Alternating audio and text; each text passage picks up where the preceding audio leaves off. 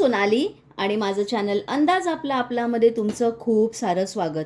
तर आज आपण परत एकदा एक पाचकळशी पद्धतीची अशी रेसिपी बघणार आहोत, जी करायला एकदम पटकन होणारी आहे, एकदम सोपी आहे, घरचंच साहित्य आहे आणि त्याचं नाव आहे खोय चपाती।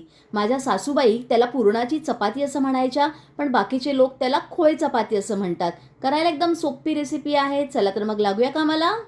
लागणारं साहित्य काय काय ते तुम्हाला मी सांगते। तर चपाती आहे, मग त्यामुळे आपल्याला हे बघा इकडे गव्हाचं पीठ घेतलेलं आहे, थोडंसं मीठ घेतलेलं आहे आणि जशी आपण नेहमी चपातीची कणिक मळतो तर त्याची आपल्याला तशी कणिक मळायची आहे। खोय म्हणजे काय आहे तर हे बघा इकडे आपण तांदळाची पिठी हे घेतलेली आहे, तांदळाचं पीठ। तर ह्याची आपण उकड काढणार तर त्याला खोय असं म्हटलं जातं।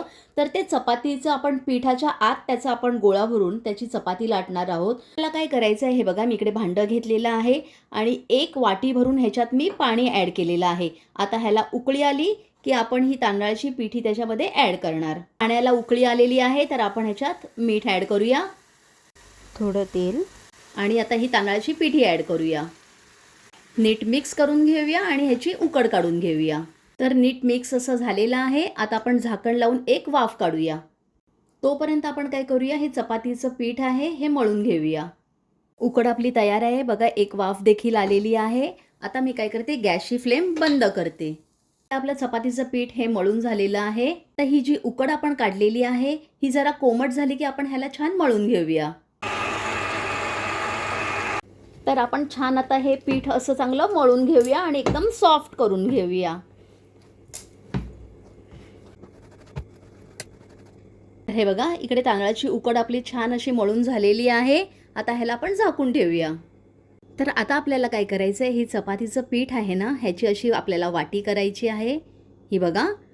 आणि एक हे बघा, हा तांदळाचा जो आपण उकड काढलेली आहे त्याचा गोळा घ्यायचा आहे आणि ह्याला आपल्याला पूर्ण बंद करून घ्यायचं आहे। हे वरचं जे पीठ आहे हे आपण काढून टाकूया, छान गोळा करूया हे बघा आणि ह्याला छान लाटून घेऊया।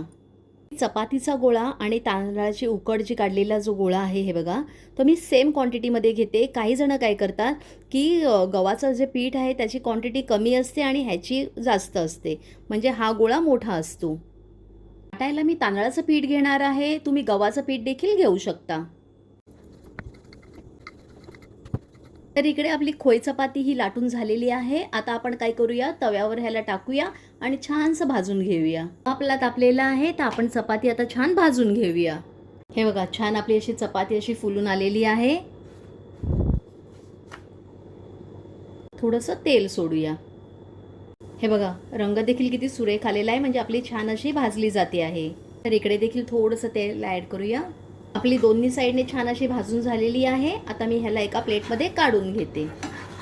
चला तर मग इकडे आपली पाचकळशी पद्धतीने बनवलेली खोय चपाती ही तयार झालेली आहे। पटकन होणारी रेसिपी आहे, कारण पाचकळशीमध्ये कोणतीही रेसिपी घ्या एकदम पटकन होणाऱ्याच असतात।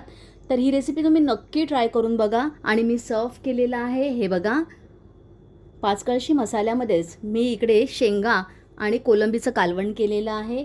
तर ही रेसिपी तुम्ही नक्की ट्राय करून बघा, तुमच्या घरात सर्वांना आवडेल। आवडल्यास एक लाईक तर कराच आणि आपल्या फ्रेंड्स आणि रिलेटिव्स बरोबर हा व्हिडिओ शेअर करायला विसरू नका। तसंच आजपर्यंत माझ्या चॅनलला सबस्क्राईब केलं नसेल तर प्लीज करा।